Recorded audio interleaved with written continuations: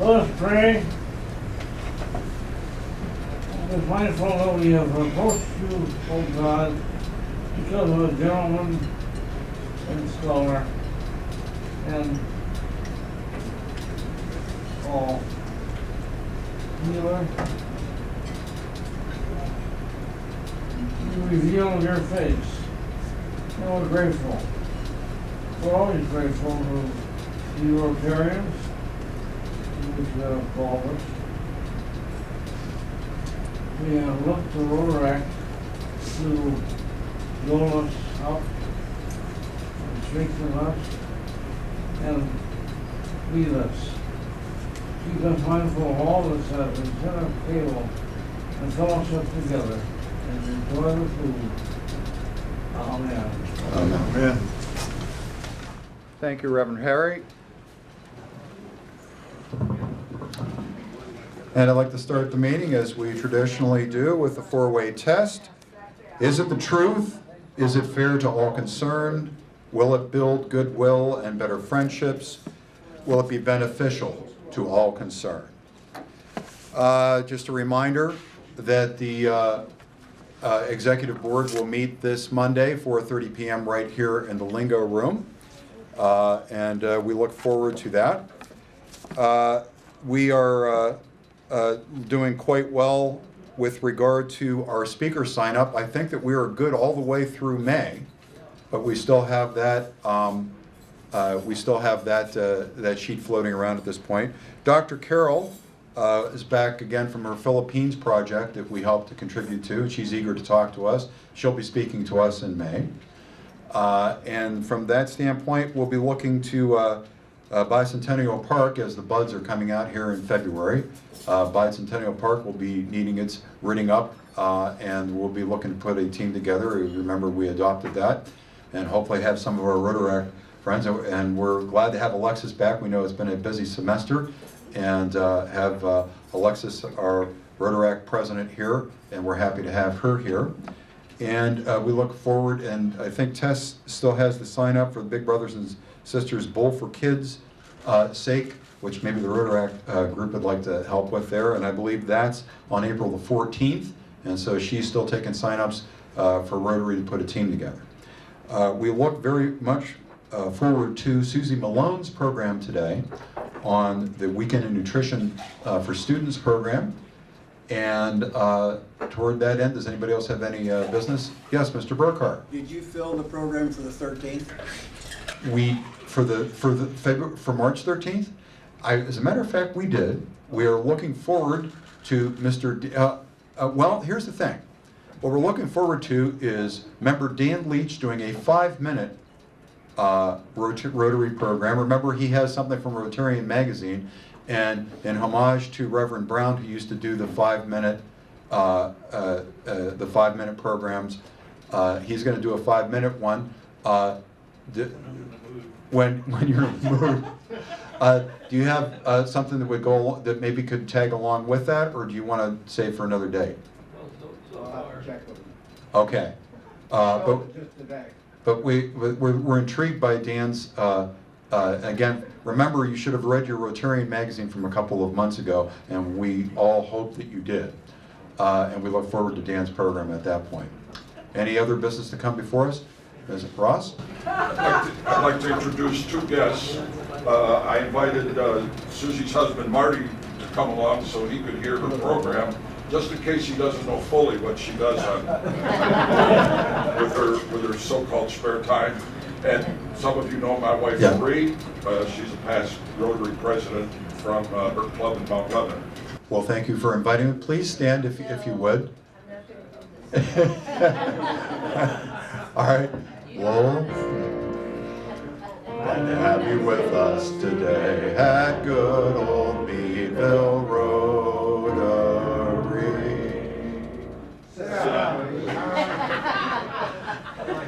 It's tradition, it's kind of kitschy. And any other business that come before us, we look forward to Ms. Malone's program then, after Mr. Seeley. Yes, real quickly, I was reminded by Richard when I came in today that we will be placing an order for name tags. Oh. So if you have not received it, this would pertain mostly to newer members. I know Kelly is always pleasantly one of them, reminding me that I have not yet done her. Todd, we'll get one for Dan if he'd like. I'll have it at the next board meeting, but I know there's a short list of folks that we do need to order for, and I want to make sure we get everybody in pass. So we're not having this discussion again in 3 months. And I'm certain that we'll probably send an email to the effect, have something in the newsletter and all that toward that end. We'll reach out. Thanks, everybody. It's at this time that I would like to introduce Ross Feltz, who is going to introduce our program for today. Ross?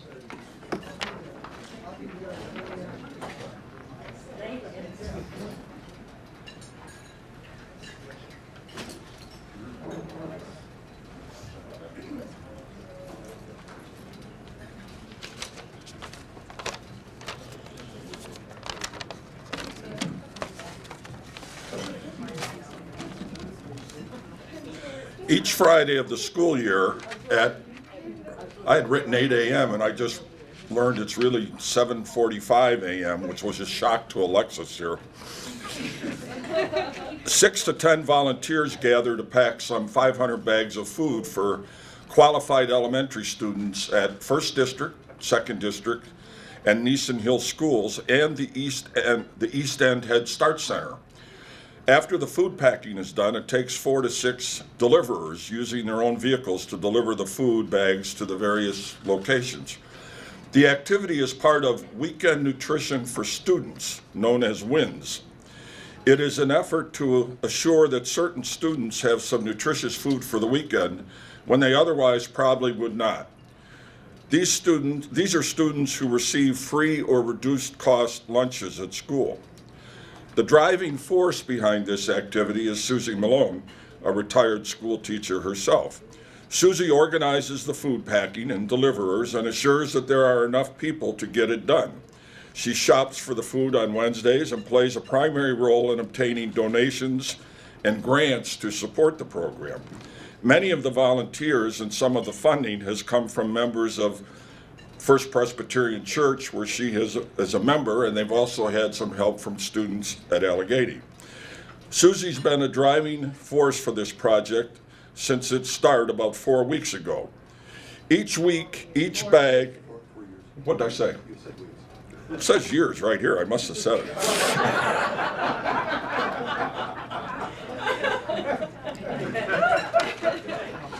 Each week, each bag contains 5 items from such things as cereal, packs of oatmeal, peanut butter, jelly, saltine crackers, ramen noodles. Did I say that right? Ross, you're taking my whole speech. Oh, cut it out. Canned chili or soup.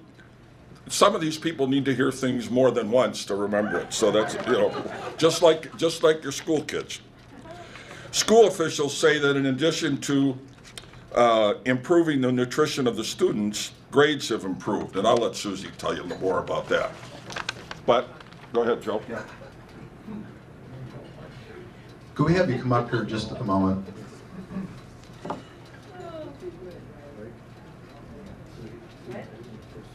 And Ross, if you'd like to stay here too, if you could. We had kind of another reason for bringing you here this afternoon. Last year, Reverend Harry Stoll requested that the club reestablish the Person of the Year Award to acknowledge members of the community that helped make it a better place. The board and membership thought it was a great idea and went about defining the criteria for awarding it. Now, the clinical explanation was for the nominator to provide a description documentation of the contribution and achievements in the previous calendar year for which the individual is being nominated and the impact of these contributions on the Meadville area and the community. The practical application of our process may be best summed up by a recent commercial from Allstate Insurance promoting its Neighborhood of Good public service campaign. The spot shows a soup kitchen at Christmas time with heaping amounts of food and an abundance of volunteers helping. Then transitions to that same kitchen a month later with barely enough people or food to serve those in need. Underscoring all of this, on an old upright piano is musician Willis Earl Beale's starkly rendered version of the 1985 Simple Minds tune, Don't You Forget About Me. It's powerful in its simplicity and its truth. Certainly anyone that takes the time to help someone in need should be thanked and acknowledged for that fact. But when the need is ongoing, there needs to be people in the community that commit to helping beyond only occasionally when the spirit moves them or it is necessarily convenient to do so. That is truly what the Rotary Citizen of the Year is all about. Ms. Malone realized that there was a dilemma of children going hungry in the community and organizing a structure to assist with that. She and her team arranged to solicit funds and donations on an ongoing basis with little fanfare or recognition. As with so many other needs in the community, it remains long after the cameras, social media, and general interest may wane. We here in Rotary know what that's like. Our motto is service above self, and we strive to continue our ongoing 90-year mission to this community with less members, but more and more need. The nearly critical loss of the Jimmy Moore Christmas party last year when the sponsor agency folded because it couldn't get enough members underscored this area's oftentimes disappointing apathy and rationalization that somebody else will take care of it. Your Weekend Nutrition for Students or WINS program was a response to the final plea of Mr. Bill in the commercial, don't you walk on by. You and your team didn't, and we know what that's like. Susy Malone, from another group on the front line, it is our privilege to bestow upon you this humble token of our respect, our Rotary Citizen of the Year.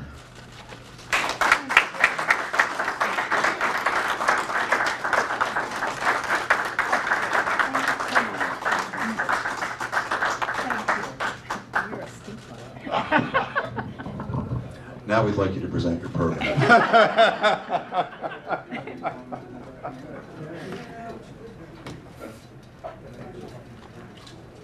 Well, thank you very much. I really am very humbled by that award, and I want to make sure that you know that it's not just me. There's a whole group of women actually who started the program, and I have come on board and do the nitty-gritty of it, but it's a whole group effort, and we all appreciate it. Thank you.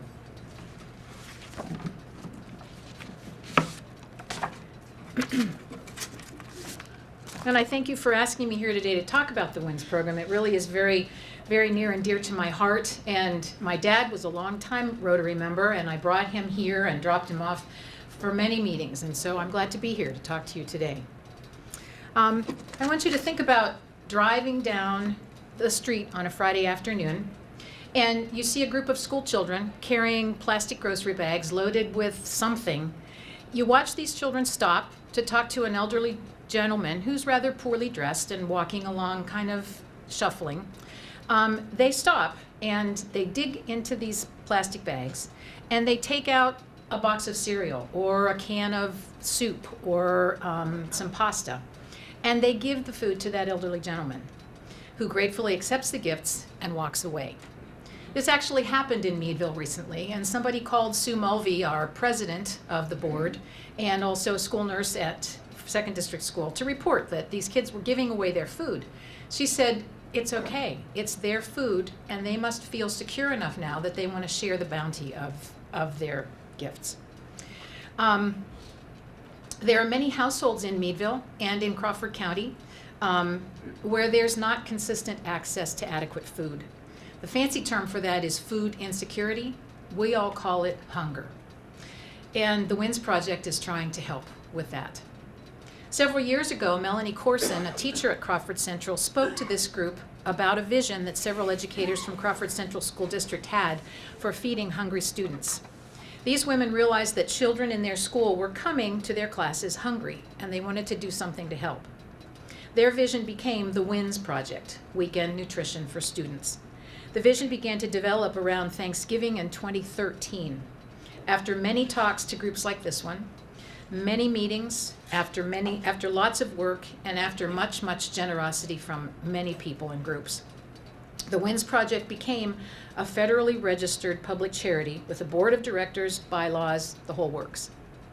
In 2014, just 1 year after that vision was conceived, the first bags were packed and distributed to students at 2nd District School for the Thanksgiving break. That year, we packed about 250 bags each week for the remainder of the school year. In 2015, we added First District Elementary School and just about doubled our distribution.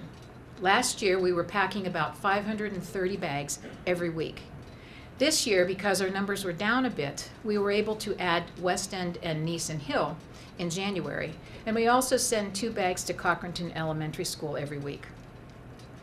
None of what we do or the growth we've been able to sustain would be possible without the help of many, many volunteers. Ross asked me to specifically address the meat and potatoes, or what I like to call the mac and cheese and granola bars of the WINS project.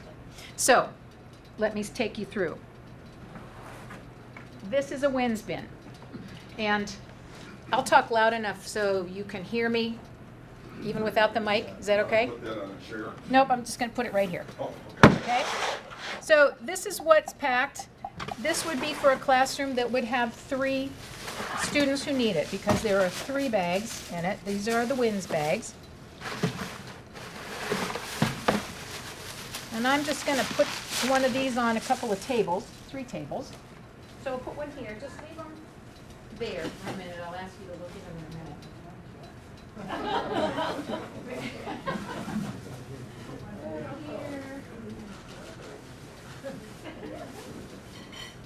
Don't open them yet. So, how do we get from this bin with all these bags? How did we start? Where did we get there? Let me take you through the process. It has several phases. The first phase is preparation. We start at the beginning of the school year, and we have to generate a list of the students who are going to receive the WINS bags. In previous years, we've been able to get lists of students at each of the schools who are qualified for free and reduced meals at the school.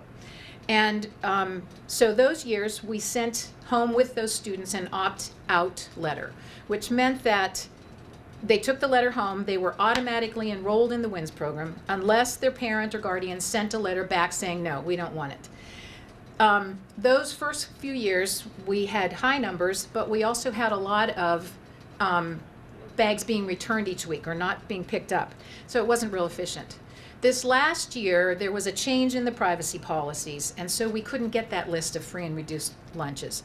So this year, we sent letters home to every student at First District and Second District, and then later at Nice and Hill and West End.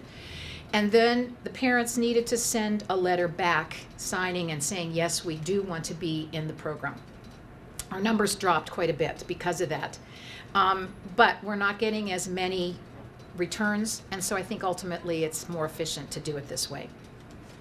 Once we get the lists from the schools and the numbers from the classrooms, then we can organize the bins. We go to the, I go to Value Home Center, we get the bins. Each school has its own color of bins just to keep us organized when we pack.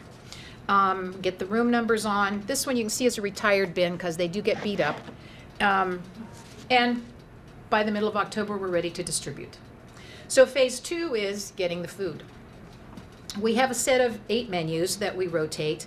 Each week's food, we try to keep the cost at just about $2 a bag. Now, some weeks it's more, some weeks it's a little less, but it averages out to about $2 a week per student. Our objective is to supplement on the weekends the meals that the students would receive in school.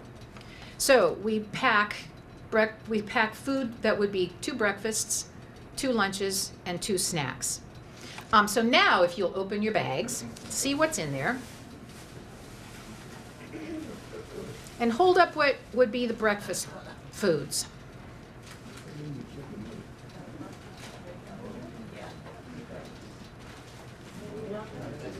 Okay, so we send home, if we send home a box of cereal, that's enough for more than 2 breakfasts. So they would get 1 box of cereal. We do that about every other week. They get a box of cereal.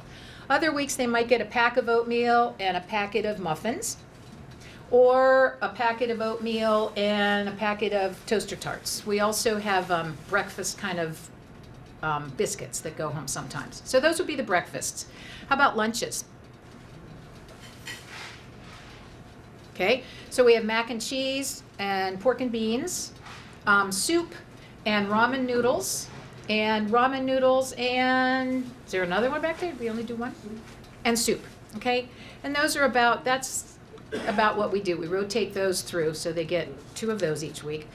On Thanksgiving weekend, the ones before long breaks, Thanksgiving, Christmas, and Easter, we don't do the 2 lunch ones. We send home a jar of peanut butter and a couple of sleeves of saltine crackers, and that stretches a little bit farther than soup or macaroni and cheese. And then snacks. What do you have in your bags for snacks? Okay, so we have fruit cups, we have pudding cups, we have fruit snacks. Okay, fruit granola bars sometimes. Sometimes we have the cereal bars. We have a variety of snacks that we send home as well. There you go. That happens a lot when they pack them when they get them at school. They don't make it home sometimes. We've been ordering our food from Aldi for several years. That has turned out to be just the easiest. We have a good system worked out there, and their prices are good. So each Wednesday, usually on Wednesdays, I meet 3 other folks at the loading dock behind Aldi. After I've gone inside to pay for the order and then turn in the next week's order, we load all that food into our cars. We have big cartons of 10 or 12 boxes of cereal, cartons full of boxes of oatmeal, cartons full of, or flats of cans, cartons of boxes with the snacks in them. We're getting pretty good at loading the cars, and so usually it only takes us 2 good-sized cars full to get everything in. From Aldi, our little caravan makes its way to the back of the Instructional Support Center beside the PennDOT garage. We load all of the boxes and flats onto 3 metal carts that Channellock donated to WINS pretty early on in our program. And then we take it into the WINS room across the hall. Just a little aside there, that WINS room, the Instructional Support Center used to be the old Kerrtown School building. And so the first year that I had a permanent contract with Crawford Central, I taught in that room, as did one of the other women who now delivers. So we walk in and have deja vu every week. It's like, this is still no better. It takes about 30 or 40 minutes for us to get everything unloaded and set up. We set up an assembly line so that we're ready to pack on Fridays. We open all of those boxes and dump things into retired containers, or we separate the pudding and fruit cups and put them into the bins. Some of the boxes are really well glued, and we grumble and groan about having to open all of them. And I've actually eliminated a few things from the menu because the boxes were such a mess to open. The pudding cups and fruit, I have to show you this one, because this one, the fellas who help us grumble all the time. So pudding and fruit comes in a little container like this, and it's been on a flat with a whole bunch. So to open these, and there are 4 of these, which means we're doing over 100 of these to get ready for WINS. You have to, somehow, and we have a system, so you have to kind of split this, and then these slide out, and then you can put them in the bin. Or if it's pudding, then you get them out, and then you have to snap the pudding apart. The fellas who help us do that complain every week when it's pudding, but we keep it on there because I'm not going to give in to them on everything. So when we set up the room in the classroom, there's a long table down the center of the room, and then at the back of the room there's a table that goes perpendicular, so we have a T. So on cereal weeks we have 40 plus cartons of cereal packed on the back, and then bins that have the snack items or whatever else we can put in there. Flats of cans of soup and macaroni and cheese stay on the carts, so we don't have to transfer those over. So now we're ready for a packing on Friday, which is the next phase. Also, before I go on to that, after we've done all this, we have a pile of cardboard and everything that needs to be disposed of. Previously, when we still had recycling at Westmead, we took it all up and put it in the recycling, and it was done. And then the box board, this kind of stuff that's not the cardboard, it goes in our recycling bin. Well, we don't have recycling anymore, so we use the dumpster behind the ISC and still put a little bit in my recycling bin at home. So phase 3 is packing. We pack on the last school day of the week, which is usually Friday. And anywhere from 6 to 14 volunteers begin to arrive around 7:45 a.m. That's why we have a hard time getting college kids to help. Alexis came over and offered to help, and I said, that's great. She said, I have class on Friday mornings until 10. I said, we start at 7:45, and she was horrified. She said, a.m.? I said, yep. So But by 8 o'clock, the room looks like an anthill as we have people moving along the tables, loading bags, and getting things put in. It's quite fun. Everybody's jabbering at the same time. Each classroom at First District and Second District has 1 or 2 bins, just like this, and each school has its own color of bin. All of the classroom numbers with the number of bags needed for that classroom are written on a whiteboard at the front of the room. We pack 1 school at a time. Usually we start with First District because schedules just worked out better there, and then we do Second District, and then we do Neeson Hill and West End.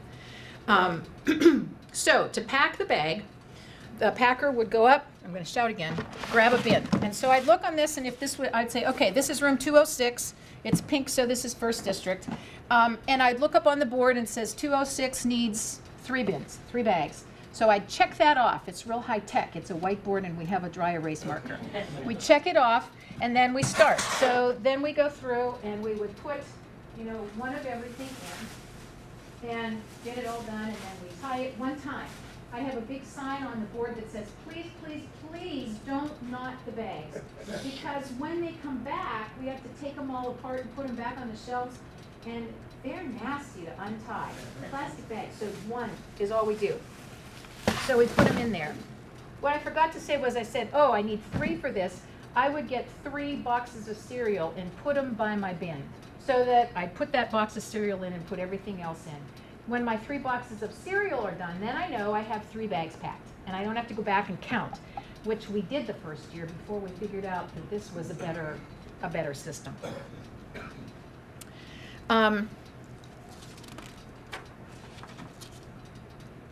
Let's see, where am I? Okay, so that one. We also have figured out that some people can pick up 2 bags and put things in 2 bags at a time, make it go a little faster. When we had girls from the women's rugby team helping us from Allegheny, they were amazing. They would do 4 and 5 bags at a time. I don't know how they held them for starters and just to keep them all, but they were good. I think they wanted to get back to bed. That first year that we packed WINS bags, it generally took us about 1.5 hours to pack and deliver 250 bags to Second District School. Now we pack and deliver over 400 bags in just over an hour. How do we do that so fast, you may wonder? Well, we've streamlined in a couple of areas. We've just gotten faster at putting things in, and people know the routine better. And we also have divided it up. That first year we were the packers and the drivers, and so we were hauling bins up the stairs at Second District, and that was wearing everybody out. Now we have people who solely are drivers. So as we pack one and take it out, they're packing up and taking that out already, and then we pack and they can take them out on another one. But the main thing that saved time was the bags that we used. That first year we got a nice grant from Marquette Bank, and they also donated a bunch of bags, cinch bags, which we thought, oh lovely, that'll be great. But that involved, we put every child's name on it because we thought, well, we probably don't want to send this to one person's home and then have it go someplace else. We just didn't think that would work so well. So we had each child's name on that, and then they were supposed to bring it back each week. Well, they didn't come back every week. Some of them did, but a lot of them didn't. So then the next week we'd have to go through the room list and see whose bag wasn't there, and then we had to write out a label and stick it on a plastic bag.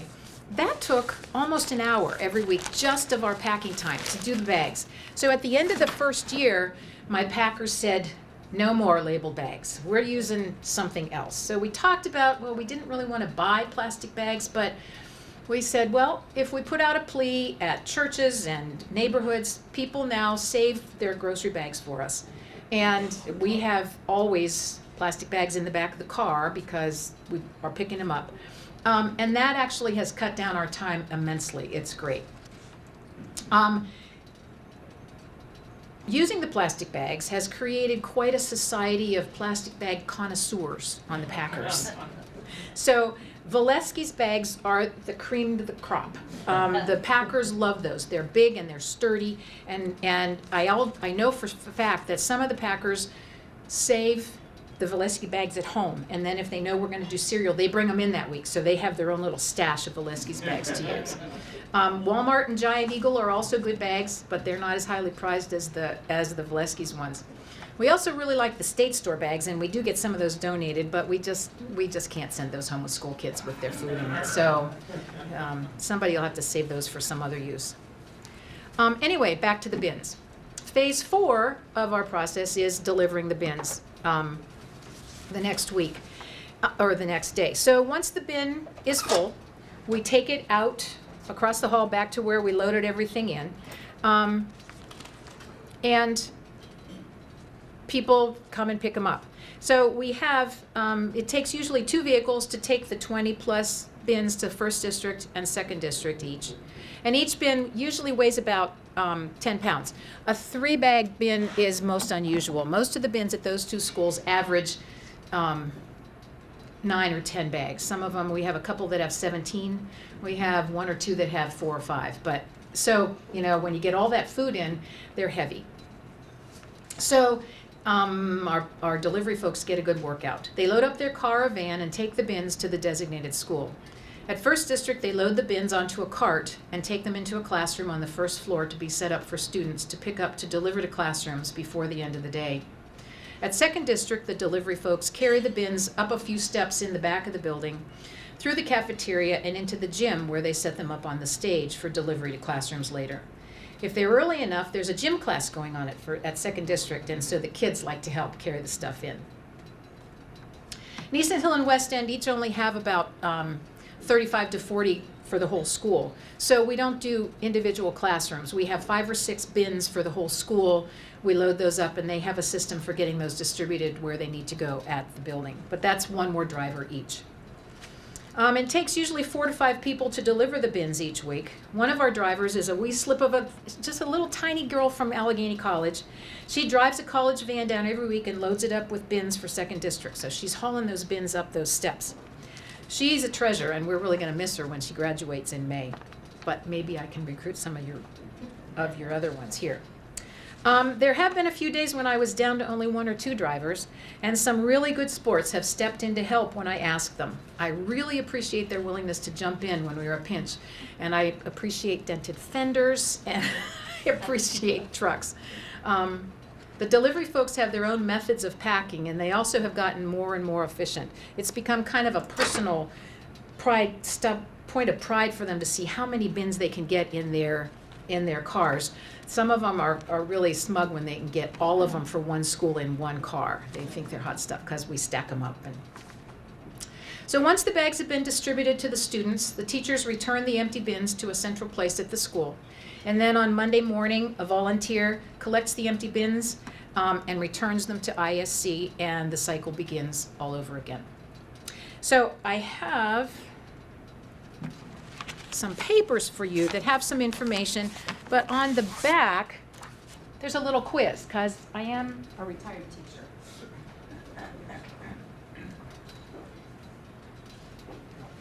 Okay, well, excuse me, Eric. I don't know that you do. Let's have a challenge. These are tough.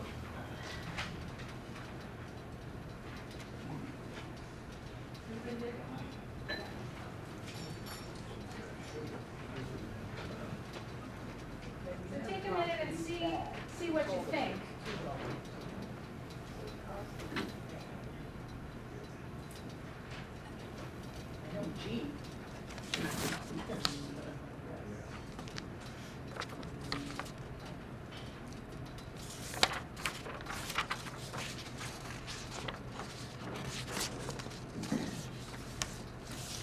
Somebody may have gotten my answer sheet.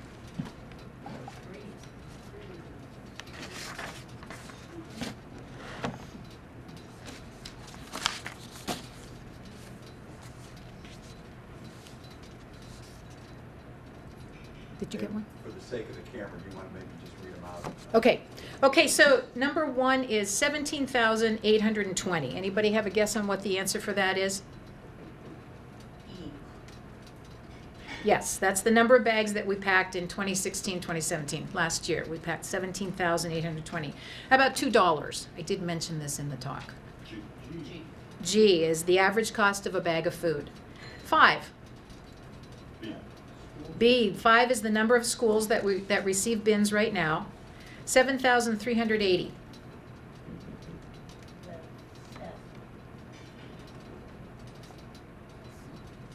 Is F, yes, the number of bags that we've packed so far in 2017, 2018. 540. C was the number of bags we packed last year. 410. The number of bags that we packed this week, yep, each week this year, and 30. It's the number of volunteers who help with all the different phases of the program. That's right. So, before I finish, I was looking up quotes just to put in, and there were 2 that really struck a chord with me. They're on your sheet also. The first one is, helping others isn't a chore.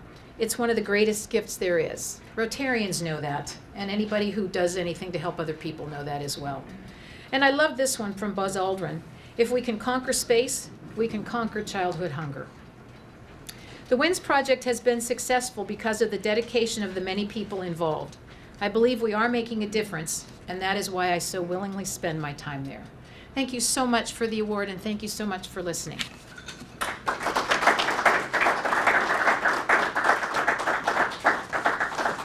think we have a question.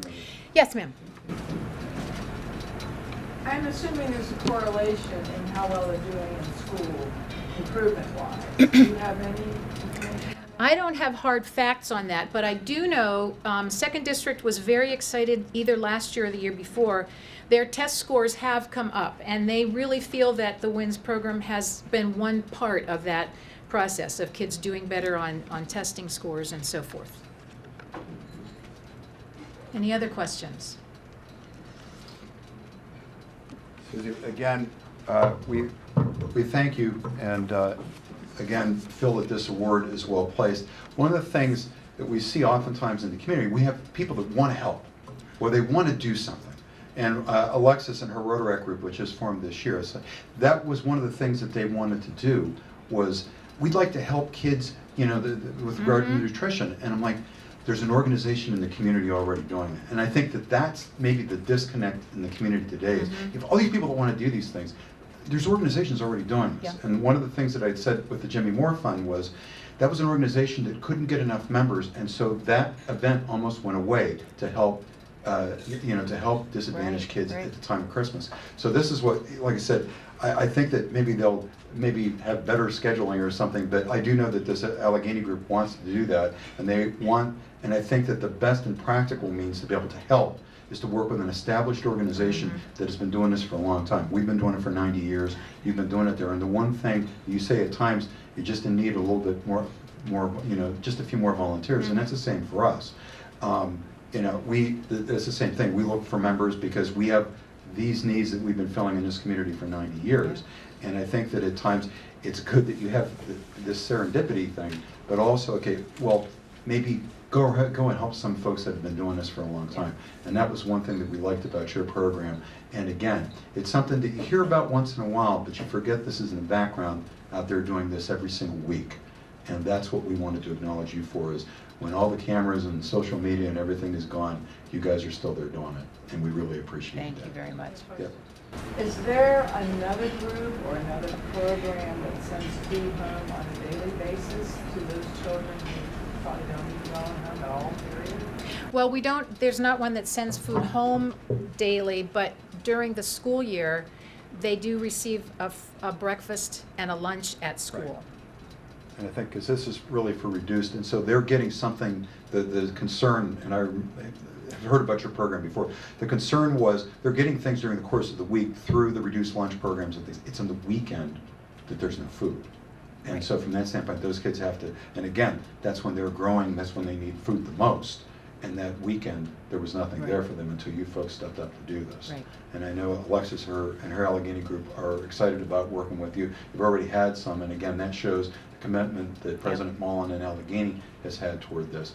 But that's what we'd like to do. You need more volunteers. I think some of these folks in the community that are looking to do things and are doing good work, maybe they can help your organization, they can help ours too. Right. And then I think that's when we're fully engaged and fully connected. So thank you. Yes. Any other questions? Well, thank you very much, and that concludes our Rotary program for today.